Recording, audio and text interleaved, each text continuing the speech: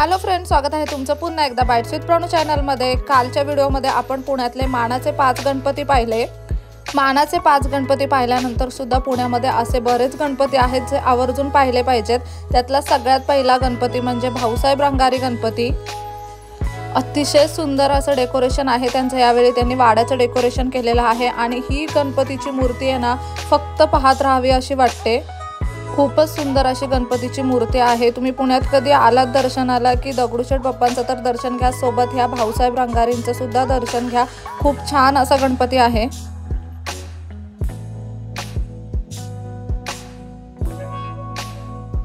त्यानंतर पुण्यातलं सध्याचं सगळ्यात मेन अट्रॅक्शन म्हणजे हा राजाराम मंडळाचा गणपती। तुम्ही आता प्रत्येक रीलमध्ये सगळ्या यूट्यूबच्या चॅनलवरती हे वालं मंदिर पाहिलंच असेल। यांनी इथे अगदी पद्धतशीरपणे चपला वगैरे ठेवण्यासाठी स्टँड केलेले आहेत। अगदी मोठा असा परिसरामध्ये त्यांनी यावर्षीचा देखावा बनवला आहे। संध्याकाळी जर तुम्ही गेलात तर तुम्हाला अक्षरशः दर्शनासाठी पास घ्यावे लागतील आणि अगदी भल्या मोठ्या रांगा असतात। थोडा दिवसा गेले होते मी, त्याच्यामुळे मग आता गर्दी कमी होती।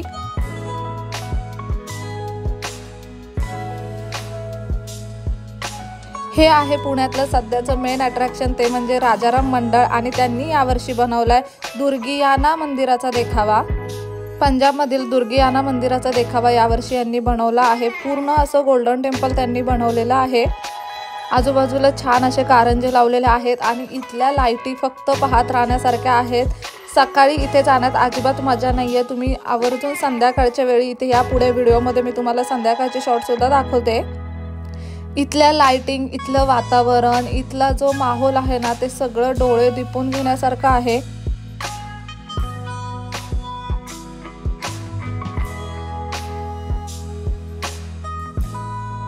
खूपच सुंदर त्यांनी मंदिराची रचना केलेली आहे आणि खरंच हे इतकं छान वाटतं ना बघायला। त्यांनी मंदिराच्या आवारात सगळ्या थोर पुरुषांच्या मूर्त्या सुद्धा स्थापन केलेल्या आहेत।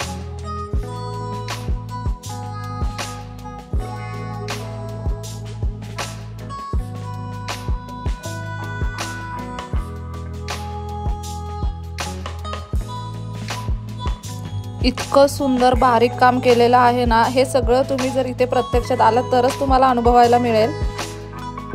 आणि इथली सगळ्यात खास म्हणजे इथली गणपतीची मूर्ती।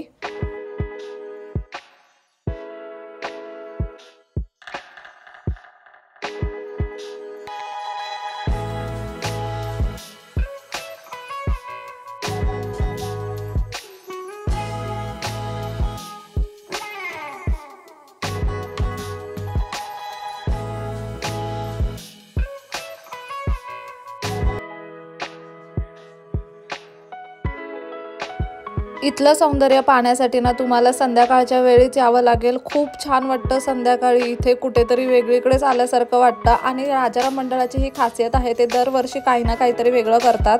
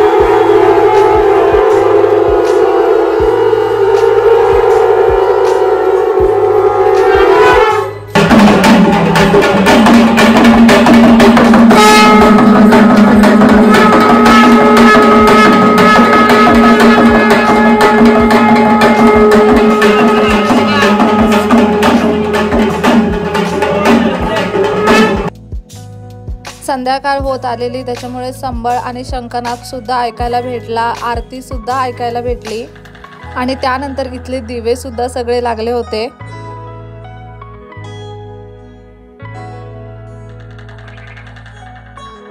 दिवे लागल्यानंतर ना हे मंदिर काहीसं पाहण्यासारखंच असतं। अगदी डोळ्यांना भारावून नेईल ना असं सौंदर्य आहे इथे।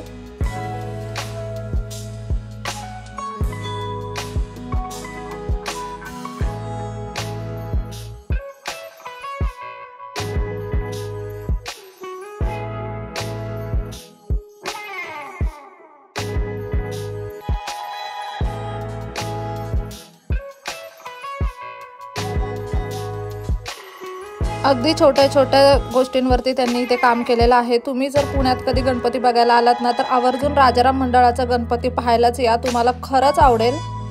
आणि मी पुन्हा एकदा सांगते की हा गणपती तुम्ही संध्याकाळीच पाहायला या, संध्याकाळीच इथली खरी मजा येते।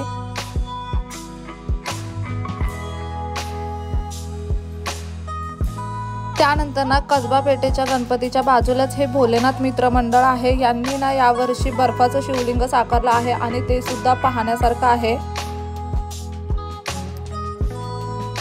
अगदी मानाचा 5वा गणपती आहे कसबा पेठेचा गणपती, त्याच्या बाजूलाच हे मंडळ आहे। अशा पद्धतीने गुहेमधून जावं लागतं आणि आतमध्ये गेल्यावरती तुम्हाला इतका छान अनुभव येईल ना।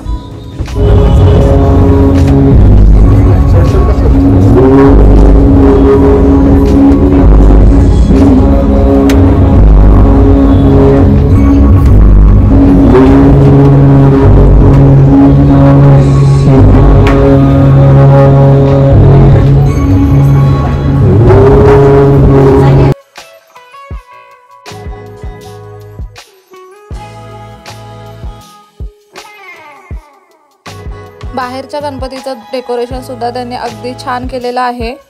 हे पुण्यातले असे काही गणपती आहेत, जर तुम्ही पुण्यात गणपती पाहायला गेलात ना तर आवर्जून केलेच पाहिजेत, कारण तुम्हाला खरंच इथे गेल्यावरती खूप छान वाटेल। या व्यतिरिक्त सुद्धा पुण्यात अजून बरेच गणपती आहेत जे आवर्जून केले पाहिजेत आणि सगळ्यात महत्त्वाचं म्हणजे श्रीमंत दगडूशेठ हलवाई गणपती, तो सुद्धा तुम्ही पुण्यात गणपती पाहायला आलात की आवर्जून केलाच पाहिजे। असे काही गणपती सुद्धा आपण उद्याच्या व्हिडिओमध्ये पाहणार आहोत। आणि ज्यांना गणपती पाहायला जाणं शक्य नाहीये ते लोक व्हिडिओच्या माध्यमातून गणपती बाप्पांचं दर्शन घेऊ शकतात। उद्याच्या व्हिडिओमध्ये काही खास गणपती बाप्पा असणार आहेत आणि ते कोणते ते पाहण्यासाठी तुम्हाला उद्याचा व्हिडिओ पाहायला लागेल। तोपर्यंत आजचा व्हिडिओ कसा वाटला मला कमेंट करून नक्की सांगा। चला तर मग पुन्हा भेटूयात अशाच एका नवीन व्हिडिओ सोबत। तोपर्यंत मस्त खा, भरपूर फिरा आणि आनंदी राहा।